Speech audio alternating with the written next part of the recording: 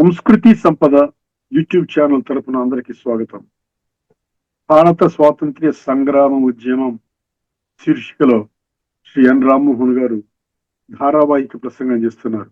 వారి ధారావాహిక ప్రసంగంలో ఈరోజు 20వ ప్రసంగం చేస్తున్నారు. శ్రీ రామ్మోహన్ గారికి స్వాగతం. Welcome to everyone. Welcome to bus journey. Bus ప్రయాణానికి బస్ అంటే ఏమిటి అనేసి we have seen sufficiently. Now Tour India Company, the frontal face of British government, British crown. అప్పట్లో సింహాసనము, థ్రోన్ అండ్ క్రౌన్. థ్రోన్ అంటే సింహాసనము, క్రౌన్ అంటే కిరీటం. ఈ రెండు కూడా రాజరికానికి, రాజుకి ప్రతీకలు. రైట్.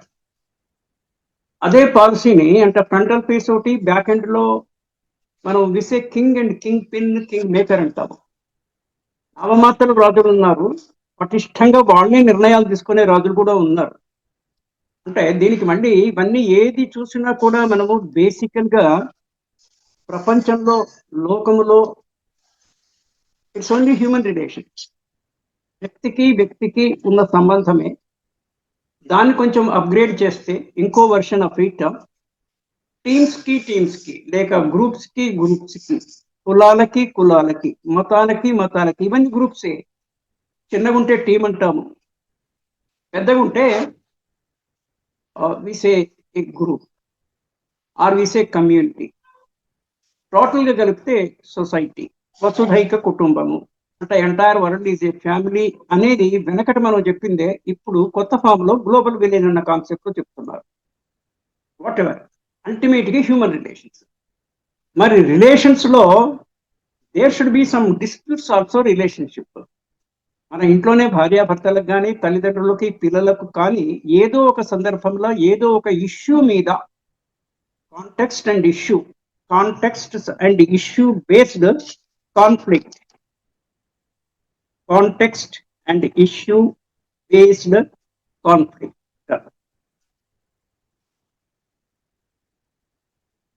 వింటున్న వాళ్ళు ఎవరైనా, తర్వాత వింటున్న వాళ్ళైనా కూడా,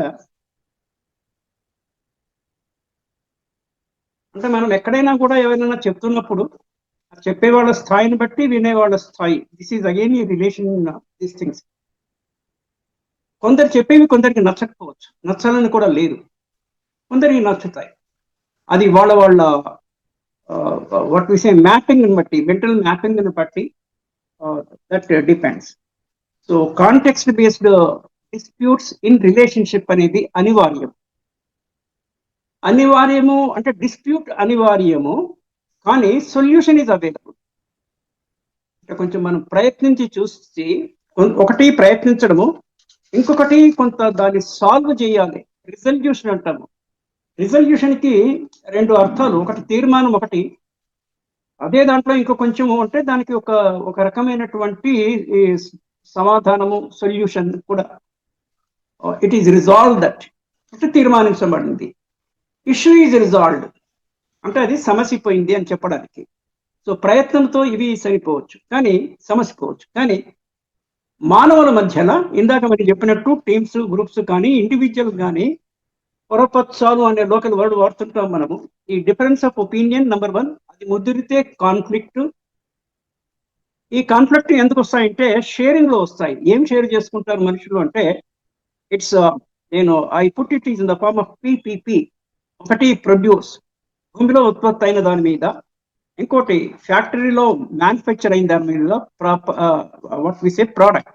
ప్రొడ్యూస్ ప్రోడక్ట్, ఆ తర్వాత ఆస్తులు, భూములు, దాని మీద కట్టిన నిర్మాణాలు, property. PPP, produced product and property. వీటిని కన్వర్ట్ చేయడానికి ఒక సులభమైన సాధనము కరెన్సీ, మనీ. ఈ అల్టిమేట్ గా బిహైండ్ అడుగున ఉన్నది ఈ మూడే, PPP, produce, product and property. వాటిని ఎలా చేసి పరిష్కరించుకోవాలి, దాని వాల్యూ డిటర్మిన్ చేయడానికి కరెన్సీ, దీనితోనే పేచి. ఇది కాకుండా నాన్ ఫినాన్షియల్ ఫ్యాక్టర్స్ కూడా కొన్ని ఉంటాయి. ఈ యుద్ధాలకు కానీ, డిస్ప్యూట్స్ కానీ, కాన్ఫ్లిక్ట్స్ కానీ కారణాలు. నాన్ ఫైనాన్షియల్ ఇవేమంటే ఎమోషన్స్. ఎమోషన్స్ లో ఒకటి ప్రధానంగా ఇక్కడ కారణము ఈగో, అహంకారం. దర్పము కాదు, దర్పం అనేది ఒక టీవీ. దర్పము ప్రదర్శించవచ్చు కానీ అహంకారము ప్రదర్శించాలి. ఒక టీవీగా మాట్లాడము, టీవీ కూర్చోవడము, టీవీగా చూడడము. ఇంగ్లీష్లో we say postures and gestures. The way you stand, the way you walk, the way you speak, all those is are welcome. కానీ గర్వంతోని ఒకటి నేనే అనే అహంకారము, అంటే నా మాటే చెల్లాలి, నేను చెప్పిందే అందరు వినాలి, నేను చెప్పిందే ఎందుకు అందరూ చేయాలి. It's not possible. ఒక సామెత ఉంది మనకి తెలుగులో, తాడి తన్నేవాడు ఒకటి ఉంటే వాడి తల తన్నేవాడు ఇంకొకడు, ఒకళ్ళకన్నా ఒకళ్ళు ఉంటారు. అంటే ప్రకృతిలో మనమంతా ఒక పార్ట్ కనుక ఎవరి కెపాసిటీ ఏంటి అనేది వాళ్ళు వచ్చి డెమాన్స్ట్రేట్ చేసి నిరూపించుకునే వరకు మనకు తెలియదు. దీన్ని నేను ఇంకో రకంగా ఎలా వ్యక్తపరుస్తారంటే, ఎప్పుడో ఒకసారి మూలిగంది తప్పదు జీవితంలో, చచ్చే ముందర మూలిగేసి వస్తారు ఎవడైనా కూడా. అంటే సడన్ డెత్స్ ఉన్నప్పటికీ కూడా వ్యాధిగ్రస్తంలో చావడం అనేది సహజంగా జరుగుతుంటుంది.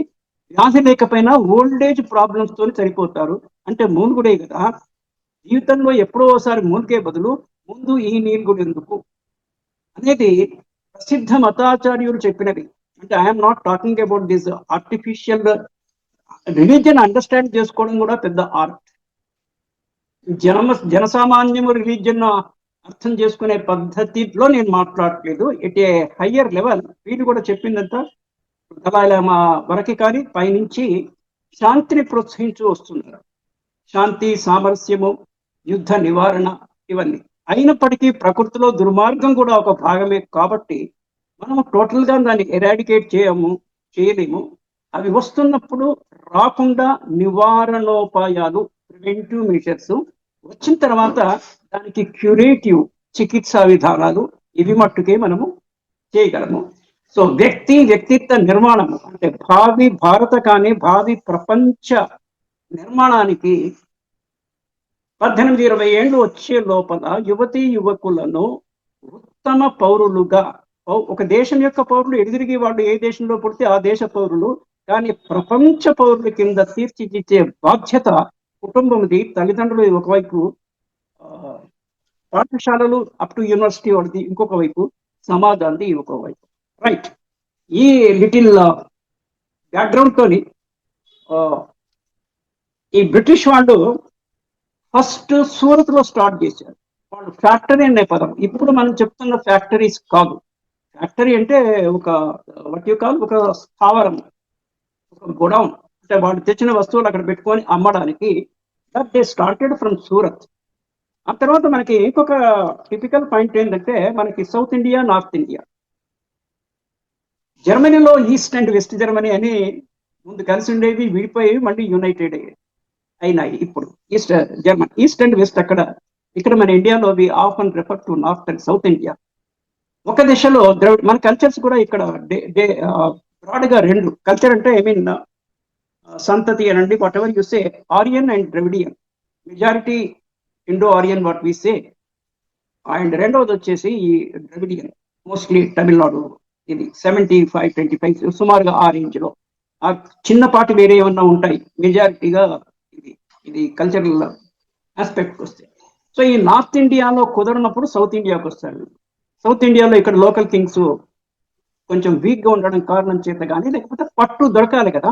మనం మామూలుగా ఎక్కడైనా ఏదైనా ఒక విషయాన్ని ట్రై చేస్తున్నప్పుడు, ఒక డోర్ ఓపెన్ చేయడానికో లేకపోతే ఒక సమస్య సాల్వ్ చేయడానికో, సమస్య చుట్టూ తిరిగి ఎక్కడైతే వల్నరబుల్ పాయింట్ ఉందో, ఎక్కడ వీక్ డోర్ ఉందో, ఎక్కడ కిటికీ, వెంటిలేటర్ ఓపెనింగ్ కొంచెము బలహీనంగా ఉంటో అక్కడి నుంచి చొరబడడానికి ప్రయత్నం చేస్తాం. ఇవన్నీ గొప్ప విషయాలు ఏం కాదు. ఇవన్నీ గొప్ప విషయాలంటే ఇవన్నీ ప్రకృతి సహజమైనటువంటి విషయాలే. సో వీళ్ళు మొఘల్ చక్రవర్తి దగ్గర 1623 నాటికి దేవర్ సింప్లీ ఏ పెటిషనర్స్, అంటే దరఖాస్తుదారులు, ఆర్జీదారులు. అంటే ఆ దరఖాస్తు కన్నా కొంచెం ఎక్కువ పిటిషన్. ఏదో ఇబ్బందులు ఉన్నవాడు పిటిషన్ పెట్టుకుంటాడు. మనకి ప్రజా వద్దకే పాలన అని స్టేట్ గవర్నమెంట్ ఇక్కడ కండక్ట్ చేస్తుంది వీక్లీ వన్స్ కలెక్టర్ ఆఫీసులో ఆఫీసెస్ ఆ పద్ధతిలో ఆర్జీ పెట్టుకుంటే దాని మీద వాడు డిస్పోజల్. 1623 నాటికి వీళ్ళు సూరత్, బ్రోచ్, అహ్మదాబాద్, ఆగ్రా, మచిలీపట్నంలో తమ సరుకుల డిపోలు తెరిచారు. సరుకుల డిపోలే ఫ్యాక్టరీస్. మచిలీపట్నంలో, సౌత్ లో Machilipatnam, Andhra Pradesh, Machilipatnam. Bhogaraju Pattabhi Sitaramayya, the founder of the Andhra bank, patriot, అతన్ని మనం గుర్తు చేసుకోవాలి మచిలీపట్నం అన్నప్పుడు. Now Andhra bank is merged with union bank. మనకి 2 రాష్ట్రాల్లో కలిపి కమర్షియల్ బ్యాంక్ ఉండింది ఒకే ఒకటి ఆంధ్ర బ్యాంకు. దాన్ని కూడా అంటే ఇక్కడి మరి స్థానియ పాలకులు, state governments, they would have protested that. వీళ్ళకి ఎక్కడ ప్రొటెస్ట్ చేయాలో తెలియదు. వాళ్ళకి స్వార్థపూరిత ఆలోచనలతోనే వాళ్ళకి ఏదైనా కలిసి వస్తే దానికి కలిసి రావాలి అనుకున్న దానికి ప్రొటెస్ట్ చేస్తారు, లేకపోతే లేదు బ్యాంక్ ఏంటి మాకేమన్న టైప్ లో పోయారు. ఒక రాష్ట్రానికి కనీసం ఒక్కొక్క రాష్ట్రానికి ఒక బ్యాంకు ఉండాలి కదా. నువ్వు కొత్తది పెట్టకపోతే పెట్టకపోయావు, ఉన్నది తీసేసి వేరే దాంట్లో కలపొద్దు కదా, ఉనికిపోయింది కదా అస్తిత్వము. Anyway that is sidelines. మొదటి నుంచి కూడా ఇంగ్లీష్ వర్తక సంస్థ తన వ్యాపారాన్ని రాజకీయ చతురతని యుద్ధంతోనూ ఆక్రమణతోనూ జతపరిచింది. ఇక్కడ ఒకతో సర్ థామస్ రో 1619లో ఒక స్టేట్మెంట్ చెప్పాడు వాళ్ళకి, ఇంగ్లీష్ వాళ్ళకి. ఒకటి రాజదండము, ఇంకొకటి తుపాకీ. ఖడ్గము, తుపాకీ వట్టవరిసే, ఖడ్గాన్ని మించింది తుపాకీ. రాజదండం అంటే మనం శాసనానికి ప్రతీకగా తీసుకోవాలి. నార్మల్ గా మంత్రుల దగ్గర రాజదండం వాళ్ళ దగ్గర కూడా ఉండొచ్చు. నార్మల్ గా మనం కొన్ని పాత సినిమాలు చూస్తుంటే కనుక రాజగురువు, మంత్రి, ఈ రాజదండము అంటే ఇట్స్ దానికి అంటే రాజరికానికి, రాజశాసనానికి గుర్తుగా. శాసనము ఒకటి పెట్టాలి. శాసనము ఉల్లంఘిస్తే శిక్ష. దేంతోని? కత్తితో కానీ, ఖడ్గంతోనూ కానీ, తుపాకీతో అంటే బెదిరించు. దాన్నే మనం మోడర్న్ దాంట్లో విసే, నేను ఎస్బిడిబి అంటాను తెలుగులో, ఎస్బిడిబి. దాన్నే మనము పాత లాంగ్వేజ్ లో విసే చతురోపాయాలు, సామదాన భేద దండోపాయాలు. నా ఎస్బిడిబి సామ దాన భేద దండోపాయం. సామం అంటే మంచి మాట, అంటే వేరే వాళ్ళను మనం నొప్పించకపోతే అతనికి, అంటే ఎదుటి వాడికి, అతను కానీ ఆమె కానీ, ఎదుటి గ్రూపు కానీ వాళ్ళని నొప్పించకపోతే వాళ్ళు మనకి హాని చెయ్యడానికి ఒక కారణాన్ని మనం సృష్టించటం లేదు. మనకి ఎక్కువ ఫ్రేజ్ గా ఉంది అకారణ వైరం ఉంటాము. ఒక్కొక్కసారి అది కూడా ఆల్సో అకారణ వైరం కూడా వస్తుంటుంది. అకారణ వైరం కూడా వస్తుంటుంది. That we cannot avoid. కానీ మనకు ఇతరులతో వైరం కల్పించుకునే పరిస్థితి మనము క్రియేట్ చేసుకోకూడదు. అది సామము. దానము కొందరి దగ్గర నుంచి కొన్ని ఆశిస్తుంటారు. ఇది ప్రకృతిలో సహజమైన విషయము. చాలా మంది అంటే చాలా అన్నప్పుడు కొంత అనే, అదైనా ఎంతో కొంత అంటే క్వాంటిఫైడ్ అనేసి ఆశించరు. పరద్రవ్యాన్ని, పరుల సహాయాన్ని కూడా ఆశించరు. అంటే చాలా అత్యవసరమైతే తప్ప, ఎమర్జెన్సీ సిచ్యువేషన్ లో తప్ప they don't depend other, they are self sufficient and self dependent. వాళ్ళ మీద వాళ్ళే ఆధారపడతారు. మన మీద ఎవరైనా ఆధారపడితే వానికి ఎంతో కొంత పడేయాలి. అదే దానము. ఇవ్వకపోతే ఏమవుతుందంటే వాడు అది కక్ష కట్టుకునేసి ఎక్కడో దగ్గర వాడు మనకన్నా వీక్ పర్సన్ అయినా కూడా బలవంతమైన సర్పము చలి చీమల వల్ల చావదే అనేసి వాడికి ఒక పద్యం ఉంది, ఒక స్టాంజా. దాంట్లో మనం ఆ అవకాశమే ఇవ్వరు. సామము, దానము ఏదో మీకున్న దాంట్లో వాడు ఆశపడిన దాంట్లో కొంత పడేసి వదిలించుకోవడం అంటే గెట్ రిడ్ ఆఫ్. భేదము ట్రైపార్టియేట్ లో భేదం వస్తుంది. చిన్నప్పుడు గ్రామంలో first person, second person, third person అని చదువుకుంటాం. మీ, యు అండ్ హీ, నేను, నీవు, వాడు అంటే ఇది రెండు జెండర్స్ కి. ఇది ఏకపక్ష, ద్వైపాక్షిక, త్రైపాక్షిక, ఇవి ఒప్పందాలు కానీ సంబంధాలు కానీ. ఈ భేదంలో ఇప్పుడు కూడా ఇజ్రాయిల్, ఇరాన్ అండ్ యుఎస్ ఎవరు చెప్తే ఎవరు వింటారో, అంటే మనకు వేరే వాళ్ళతోనే వైరం ఉంది, మనం చెప్తే వాడు ఒక దారికి రావట్లేదు, కానీ అతనికి కూడా ఒక వీక్ పాయింట్ కానీ ఒక రెస్పెక్టబుల్ పర్సన్ కానీ టీమ్ కానీ ఉంటుంది కదా, వారితో చెప్పించి ఒప్పించగలగాలి. చెప్పించి ఒప్పించి మెప్పించగలిగి మన అడ్డంకును తీసేసుకోవాలి. దిస్ ఈస్ కాల్ భేదం. అంటే ఇన్ షార్ట్ ఐఎమ్ టెల్లింగ్, సావధాన భేద దండోపాయం లాస్ట్ లో, చివరిలో దండం అంటే ఇంకా యుద్ధం అనివార్యం అయినప్పుడు you go for it. That's what భగవద్గీతలో కృష్ణుడు చెప్పిందంటే, మనమంతా ఆత్మలము, ఈ శరీరాల టెంపరీ, ఆత్మ పర్మనెంట్. అది disputable point. I'm not entering into that one. ఆత్మ అంటే ఎవరు చూసింది లేదు, పెట్టింది లేదు. స్టిల్ కల్పనలో మనం ఏదైనా ఊహా కల్పన, యూకే యునైటెడ్ కింగ్డమ్ కాదు, ఊహా కల్పన, ఈ రెండు చాలా పెక్యులియర్ వర్డ్స్, కానీ దాన్ని డీప్ లింక్ చేస్తే యూ కెన్ అండర్స్టాండ్ ఎవ్రీథింగ్. మనం ఏదైనా రాయొచ్చు మన కల్పన ప్రకారం. అట్లాగే మనకు అన్ని బుక్స్ అన్ని వచ్చి మన మీద పడి, అంటే చదివిన వాళ్ళ సంగతి, వాళ్ళు ఆర్ మోస్ట్ బ్లెస్డ్ పీపుల్. మనకు ఒకసారి చదివినప్పుడు మనకి డౌట్స్ వస్తుంటాయి, ఇది ఎంతవరకు నమ్మాలి అని నమ్మకూడదు. మానవునికి జనరల్ గా ఒక క్వాలిటీ, వీక్నెస్ అని నేను అన్నదు, ఎవరిని ఏదైనా చెప్తే వాళ్ళు డౌట్ పడరు, సరే అని అనుకుంటారు, కాబోలు అనుకుంటారు. దానివల్లనే ఈ బిలీఫ్ సిస్టమ్ అనేది ఏర్పడింది.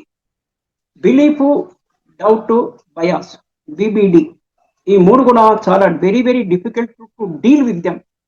బయాస్ అంటే మనకు ఏదో ఒక వ్యక్తి పట్ల కానీ విషయం పట్ల కానీ ఒక పాజిటివ్ నెగిటివ్ బయాస్ ఉంటుంది. ఇది అకారణమైనది, not sustained by, not supported by reasons. దాన్ని బయాస్ అంటారు. బిలీఫ్ కొంత ఉండాలి. బిలీఫ్ ఒక కొంత లెవెల్ వరకు రక్షణ కవచం కింద పనిచేస్తుంది, ఆ తర్వాత తిరగబడుతుంది. అంటే ఓవర్ బిలీఫ్ ఉండకూడదు. So bias, belief and doubting Thomas అంటుంటాను. అనుమానము ప్రికాషన్ వరకు ఉండొచ్చు, జాగ్రత్త పడే లెవెల్ వరకే అనుమానం అక్కర్లేదు, అవసరమే.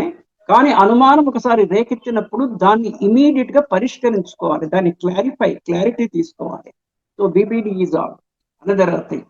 సరే, ఈయన సర్ థామస్ రో, ఈయన చెప్పిన విషయము అప్పట్లో 1619లో ఫెలో ఇంగ్లీష్ వాళ్ళకి, మీరు వేరే దేశాలకి పర్టికులర్గా ఇండియాగా పోయినప్పుడు మీరు అనుసరించాల్సిన విషయము శాసనము అండ్ శిక్ష, ఖడ్గము, రాజదండము. 1625లో కంపెనీ అధికారులు సూరత్ లో తమ ఫ్యాక్టరీ చుట్టూ కోట కట్టాలని ప్రయత్నించాయి. చాలా ఇంపార్టెంట్ థింగ్, కోట కట్టాలంటే వీటి ఇంగ్లీష్ వాళ్ళు మొఘలాయులు ఒప్పుకోలేదు. అంటే సర్వెంటే మాస్టర్ అయినా అని, అంటే కాలం కలిసి రానప్పుడు మనకి ఇంకో సామెత ఉంది తెలుగులో, పళ్ళు ఓడలవడము, ఓడలు బండ్లు అవడము, పూలమ్మ చోట్లనే కట్టెలు అమ్ముకోవడము అనేది ఇంకోటి ఉంది. ఇంగ్లీష్ వాళ్ళు మొఘలాయులు అంటే లోకల్ కింగ్స్ దగ్గర, లోకల్ కింగ్ అంటే దేవర్ రూలింగ్ ద ఎంటైర్ ఇండియా, సామ్రాజ్యం అనేది మొఘలాయి వాళ్ళదే ఉండింది. అంతకుముందంతా ఇక్కడికెక్కడికి చిన్న చిన్న రాజ్యాలు. అంతకుముందు ఏమైనా మహారాజ్యం కింద ఉంటే, సామ్రాజ్యం కింద, ఇట్ వాజ్ విజయనగర సామ్రాజ్యము కొంతవరకు. అంతకుముందు కొన్ని సామ్రాజ్యాలు ఉన్నాయి. 16th century బిగినింగ్ లోనే ఇది సమాప్తం అయిపోయింది విజయనగర సామ్రాజ్యం. అయితే ఈ ఇంగ్లీష్ వాళ్ళు ఏం చేశారంటే దారి దోపిడీకి చేస్తే కంపెనీ ముఖ్య అధికారంలో వాళ్ళని కారాగారంలో పడేశారు 1625. మొఘల్స్ కూడా షిప్స్ ఉండేవి. షిప్ ఇండస్ట్రీస్ కూడా 16th century బిగినింగ్ లో మొదలైంది. నౌకాయాన నిర్మాణం అంటే ఇన్ఫ్రాస్ట్రక్చర్ అన్న పదం మనం ఇప్పుడు వాడుతుంటాము. ఇన్ఫ్రాస్ట్రక్చర్ ఉంటేనే మనం ఏమన్నా చేయగలుగుతాం. యుఎస్ కొత్తగా ఫామ్ అయిన డేట్లో 300 years back, 400 years back US form అయింది. వాళ్ళు మొదట్లో చాలా సువిశాలమైనటువంటి దేశము in comparison to the population they have. మన దాంట్లో దే పాపులేషన్ ఈజ్ 1/4 to 1/4 ఉంటుంది. ల్యాండ్ వచ్చేసి 4 to 5 times more than us. వాళ్ళు ఇన్ఫ్రాస్ట్రక్చర్ బాగా డెవలప్ చేసుకున్నారు, రోడ్లు, వంతెనలు, ఎయిర్పోర్ట్స్, ఇవన్నీ. దాంతోనే ఆ తర్వాత జరిగేటువంటి వ్యాపారం కానీ లేకపోతే పరిపాలన కానీ సుజావుగా. భారతదేశంలో గతంలో ఇంత ఇన్ఫ్రాస్ట్రక్చర్ లేదు. ఇన్ఫ్రాస్ట్రక్చర్లో కమ్యూనికేషన్ కూడా ఒక ఇంపార్టెంట్ పాయింట్. కమ్యూనికేషన్ అంటే ఆ గుర్రాల మీద వీళ్ళు ఇది చిట్టీలు రాసి పంపించడము, అది వేరే వాళ్ళకి చేరడానికి టైము, మధ్యలో వేరే వాళ్ళు వీడిని అపహరించడము, వీడిని చంపడము, ఇవన్నీ జరిగి there used to be a lot of communication gap. Communication right టైంలో రైట్ కమ్యూనికేషన్ లేనప్పుడు ఫలితాలు కూడా డొల్లా డొల్లగా డొల్ల ఏమి విపరీత పరిణామాలకి దారితీస్తుంది. Right, okay. ఈ వీళ్ళకి అప్పట్లో they used to have a president, east India company president and they council of members. వాళ్ళందరినీ కూడా జైల్లో వేసి 18,000 పౌండ్ల జరిమానా, జరిమానా ఇదే ఉర్దూ వర్డ్ పెనాలిటీ, 18,000 పౌండ్ల జరిమానా. మరి ఇక్కడ వాళ్ళు ఇక్కడ కదా చేసింది, రూపాయలలో వేయాలి కదా అంటే పౌండ్లలో ఎందుకు వేసాడు? Foreign exchange. ఇప్పుడు కూడా విదేశీ మారక ద్రవ్యము చాలా విలువైంది. యుఎస్ డాలర్ కి ప్రామినెన్స్ లోకి రాకముందు పౌండే ప్రపంచవ్యాప్తంగా చెప్పుకోదగ్గ మాననీయమైనటువంటి కరెన్సీ. డాలర్ పైకి వచ్చిన తర్వాత కరెన్సీ ఇది పడిపోయింది, పౌండ్ వాల్యూ తగ్గింది. అంటే యాక్సెప్టబిలిటీ రికగ్నైజ్ చేయడం అన్ని కంట్రీస్ వాళ్ళు ఇప్పుడున్న పరిస్థితుల్లో ఈవెన్ నౌ ఇదంతా జరుగుతున్న తర్వాత కూడా యుఎస్ డాలర్స్ లో రిజర్వ్స్ పెట్టుకుంటారు. అంటే యుఎస్ డాలర్స్ లో ఎంత రిజర్వ్స్ ఉంటే అంత ఫారిన్ ట్రేడ్ కి అనుకూలము. Many countries accept the payment in US dollars. కొన్ని చోట్ల మనము అంటే ఇది ఎలాగైనా చూడొచ్చు దీన్ని, ఎవరు ఇంపోర్ట్లు ఎక్స్పోర్ట్లు అనేది తప్పదు ప్రపంచవ్యాప్తంగా. ప్రతి కంట్రీ ఇంకో కంట్రీలా లోకల్ కరెన్సీస్ లో వీళ్ళ అకౌంట్ ఉంటే పేమెంట్స్ అదే చూసుకోవచ్చు. బ్యాలెన్స్ ఆఫ్ పేమెంట్స్ ఏమన్నా బీఓపీ అంటుంటాము, బీఓటీ అంటుంటాము, రెండు పదాలు, balance of trade, balance of payments ఉంటే థర్డ్ పార్టీ వాళ్ళకి ఆమోదయోగ్యమైన కరెన్సీలో we can pay it. That is another thing. Right, okay.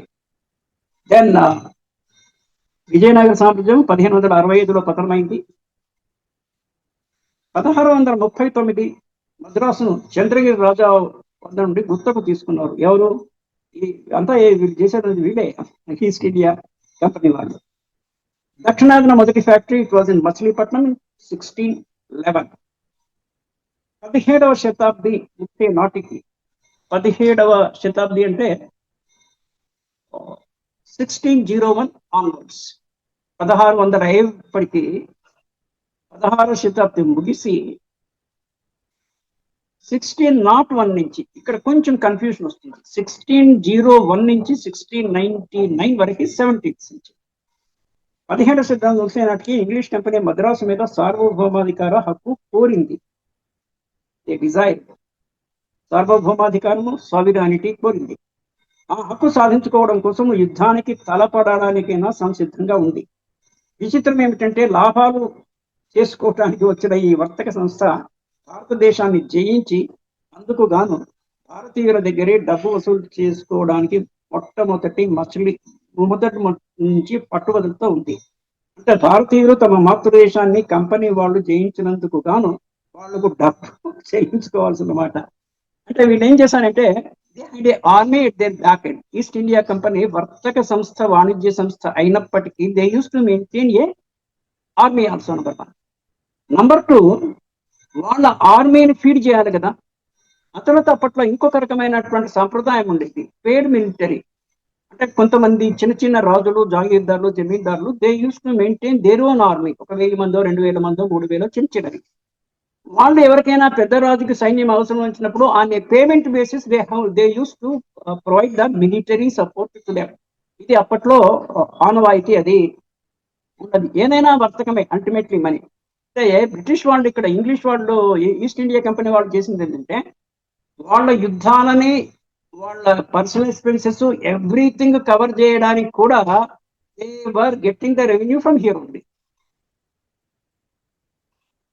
వీళ్ళ వస్తువులను ఇక్కడ తక్కువ కొనడము, వాళ్ళ వస్తువులను ఎక్కువ కమ్మడము, ఏమండి what ever is the mains, ultimate గా ఫినాన్షియల్ రిసోర్సెస్ ఇక్కడి నుంచే డెవలప్ చేసుకొని ఇక్కడి వాళ్ళ మీదనే ఆధిపత్యం చేయడానికి. భారతదేశంలోనే ఫినాన్షియల్ రిసోర్సెస్ సంపాదించుకోవాలి. ఆ ఫినాన్షియల్ రిసోర్సెస్ యూజ్ చేసే మిలిటరీని తెప్పించుకోవడము, లోకల్ మిలిటరీని హైర్ చేయడము, అక్కడి నుంచి వాళ్ళ మిలిటరీ ఎట్లాగో వాళ్ళకు ఉంటుంది. అడిషనల్లీ దిస్ వన్ ఇవన్నీ చేసేవాళ్ళు. తూర్పు ఇండియా కంపెనీ 1668లో పోర్చుగీసు నుండి బొంబాయి ద్వీపాన్ని సంపాదించి ద్వీపము ఐలాండ్, ద్వీపకల్పము పెనిన్సులా. సో ఇక్కడ పోర్చుగీసు, డచ్ వీళ్ళంతా కూడా ఇంగ్లీష్ వాళ్ళు కాకుండా ఈస్ట్ ఇండియా కంపెనీ అన్ని కంట్రీస్ లో కూడా ఉండేది. ద్వీపాన్ని సంపాదించి తక్షణం రక్షణ ఏర్పాట్లు పూర్తి చేసింది. ఓకే, దెన్ ఇక తూర్పు ఇండియా ప్రాంతంలో, ఈస్టర్న్ ఇండియాలో ఇంగ్లీష్ వాడు 1633లో ఒరిస్సాలో తన మొట్టమొదటి ఫ్యాక్టరీ స్థాపించుకున్నారు. మళ్ళీ అగైన్ ఐఎమ్ రిపీటింగ్, ఫ్యాక్టరీ అంటే ఇప్పుడున్న ఫ్యాక్టరీ కాదు, అప్పటి factory it's warehouse only. 1651లో అనుమతి లభించింది. ఇక్కడ బెంగాల్లో హుగ్లీ వద్ద, Hooghly river, I was in Calcutta for 3 years. Hooghly river పెద్దది. ఓకే, 1651లో అనుమతి లభించింది. వెంటనే Patna, Balasore is a sea coast in Orissa. అక్కడ మన ఈ పరీక్షలు కూడా జరిగేవి. కలాం గారు డిఆర్డిఎల్ సైంటిస్టులు ఉన్నప్పుడు కొన్ని ఎక్స్పెరిమెంట్స్ యూస్ టు దట్. అక్కడ ఒక పెక్యులియారిటీ ఉంది ఆ శ్రీశోరికి. సాయంత్రానికి నీళ్ళు వెనక్కిపోవడము, మళ్ళీ మార్నింగ్ రావడం, సంథింగ్. అంటే it's a convenient place to do certain experiments there. Balasore, Dhaka, ఇంకా బెంగాల్, బీహార్లో మరికొన్ని చోట్ల ఫ్యాక్టరీలు ప్రారంభించారు. ఫ్యాక్టరీలు అంటే స్థావరాలు. ఆ స్థావరాలను వీళ్ళు మళ్ళీ ఏ రకంగా కన్వర్ట్ చేసుకోవచ్చు. అంటే ముందు ఒక ఫెసిలిటీ, ఇన్ఫ్రాస్ట్రక్చర్ ఉంటే దాని conversion you can do it, base ఉంటే కనుక. అట్లే కష్టపడకుండా వ్యాపారంలో కలిసిరావడం వల్ల మద్రాస్, బొంబాయిలో స్వతంత్ర రక్షిత స్థావరాన్ని స్థాపించుకోవడం ఇదంతా ఓకే.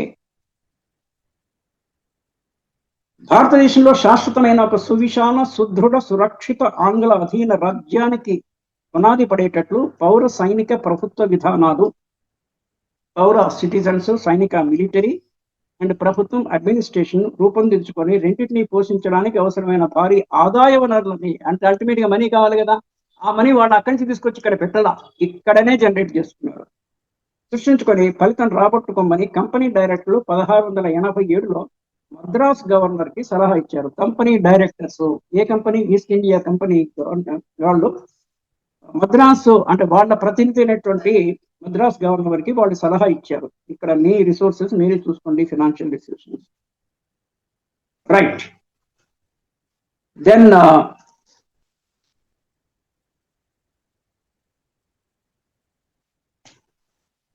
1686లో ఇంగ్లీష్ వాళ్ళకి మొఘల్ చక్రవర్తికి మధ్య శత్రుత్వము భగ్గు అన్నది. అంటే పదాలు చూడండి, భగ్గు అన్నది. మనకి మంట ఒక్కొక్కసారి పెద్దగా వచ్చినప్పుడు ఇంట్లో కూడా చూస్తుంటాం, కిచెన్ పైర్లో కూడా సౌండ్ వస్తుంది, భగ్గు అనే టైప్ లో, భగ్గుమనేది అంటే హెచ్చు స్థాయికి చేరింది అని చెప్పడానికి. ఇంగ్లీష్ వాళ్ళు హుగ్లీని కొల్లగొట్టి చక్రవర్తి మీద యుద్ధం ప్రకటించడంలో ఈ ఉభయుల మధ్య శత్రుత్వ సెగ ఫ్లేమ్. వాళ్ళు పరిస్థితిని తప్పుగా అర్థం చేసుకుని మొఘల్ బలాన్ని తక్కువ అంచనా కట్టారు. So East India Company in the beginning it was weak, Mughal was strong. మళ్ళీ సీన్ రివర్స్ అయింది towards the end. Right, okay, then